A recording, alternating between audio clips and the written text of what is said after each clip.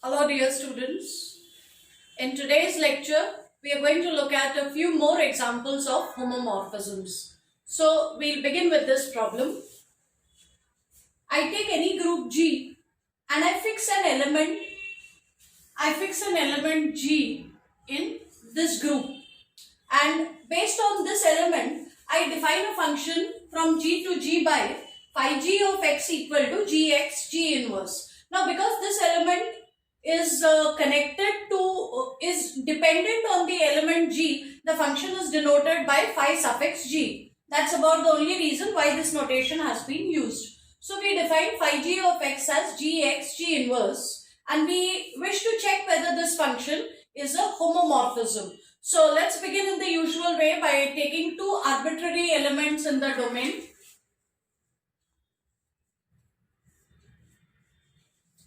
You can take x and y, you can take a and b, you can even take x1, x2 for that matter. Doesn't matter what notation you use. Just start with two elements of the group. Then find out their individual images. So look at phi g of x. Phi g of x is Gx G inverse.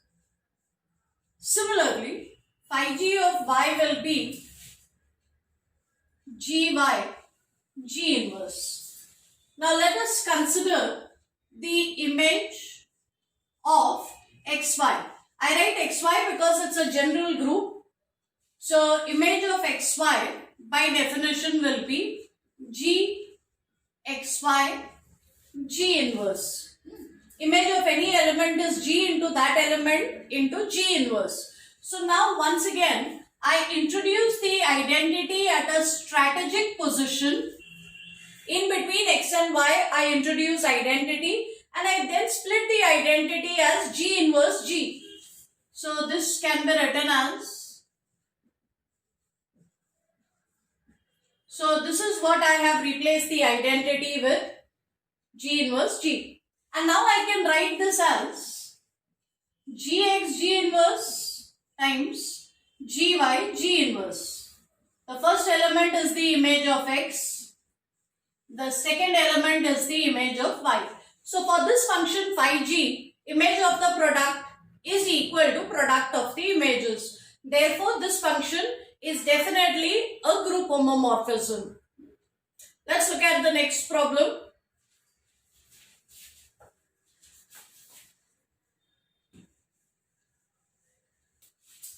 So let's look at this problem. Now this is an interesting problem.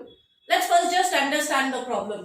So we take the group G comma dot, where G is the set containing only two elements, 1 minus 1, and this operation dot is usual multiplication of real numbers.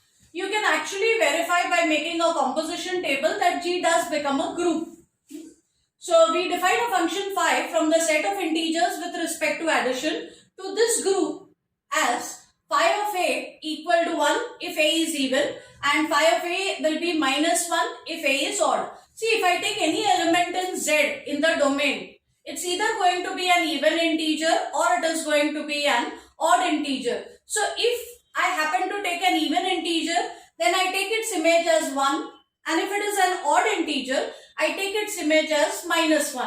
And I would like to prove that this function also becomes a homomorphism. So let me begin with two elements in the domain.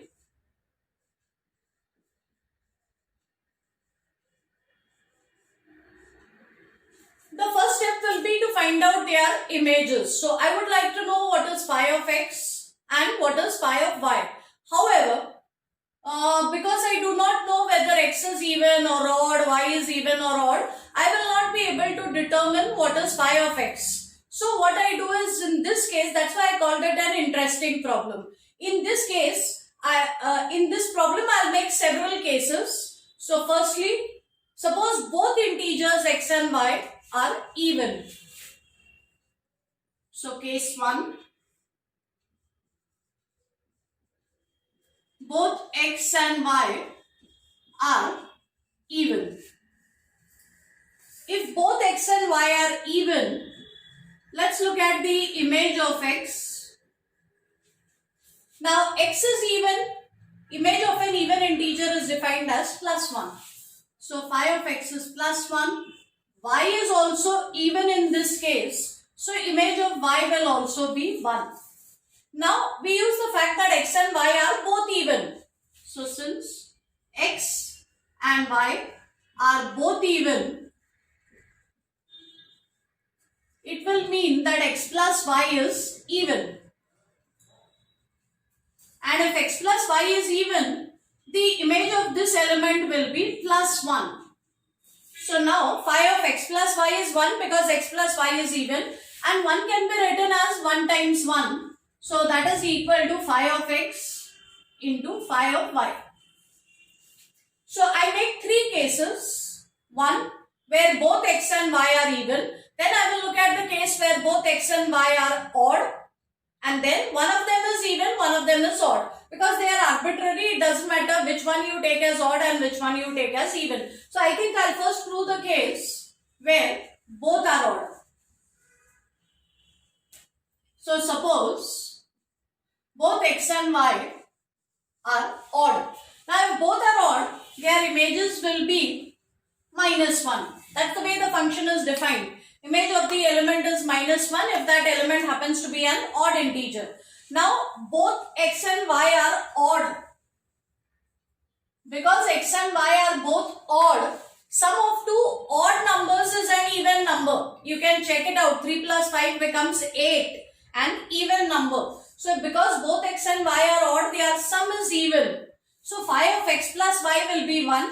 But this time I can write 1 as minus 1 into minus 1. Why so? Because image of x is minus 1, y is minus 1. So I can replace the first minus 1 by phi of x and the second minus 1 by phi of y.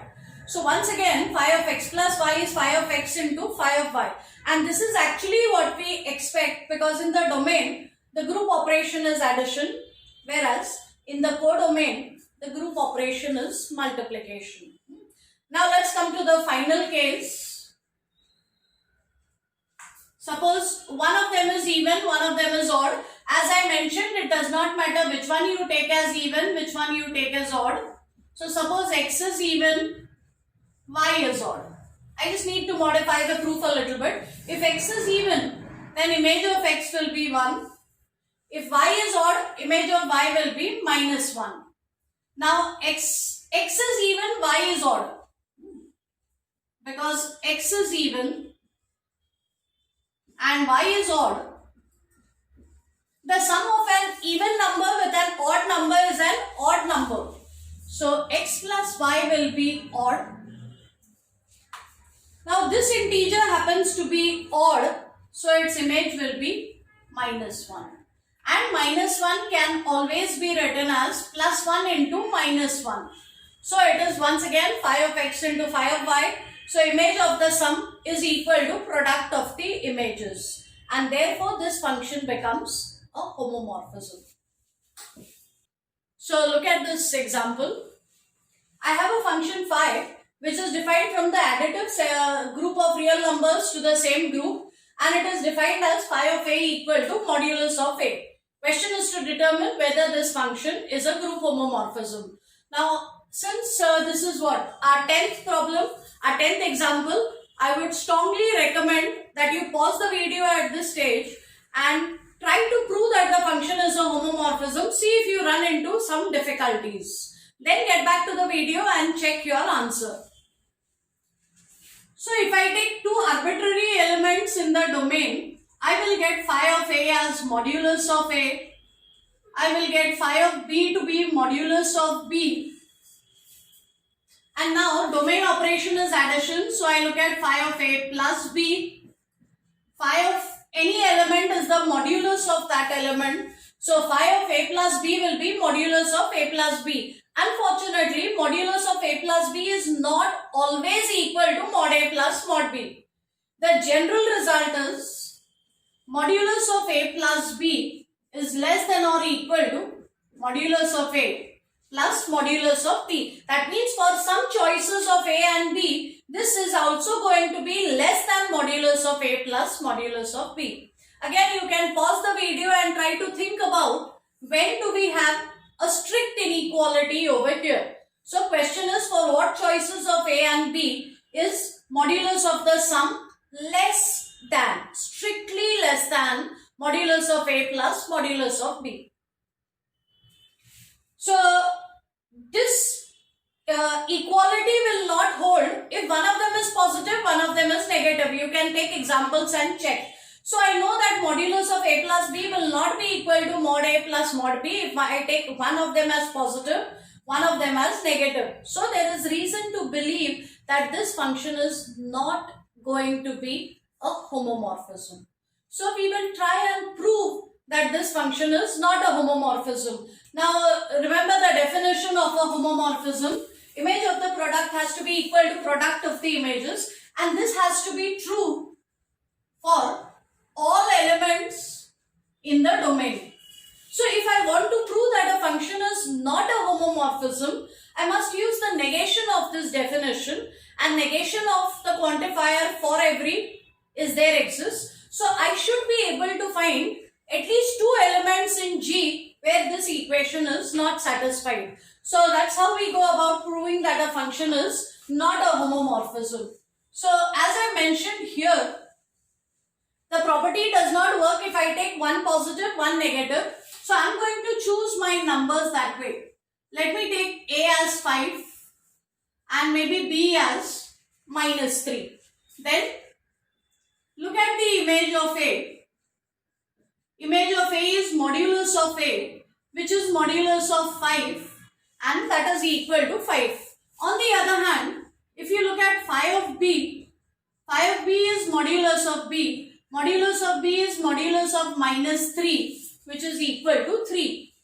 And now A plus B. A plus B is 5 plus -3. So A plus B is 2, and therefore if I calculate image of the sum, this is phi of 2. Phi of 2 will be modulus of 2, which is equal to 2. So phi of A plus phi of B. If I take the images first and I then add, it is 5 plus 3 equal to 8. On the other hand, if I first take the sum and then take the image, it is equal to 2. So in this example, phi of A plus B is not equal to phi of A plus phi of B. Therefore, phi is not a homomorphism. Okay. We look at yet another example of a function which is not a homomorphism in the next lecture. That's all for now. Thank you.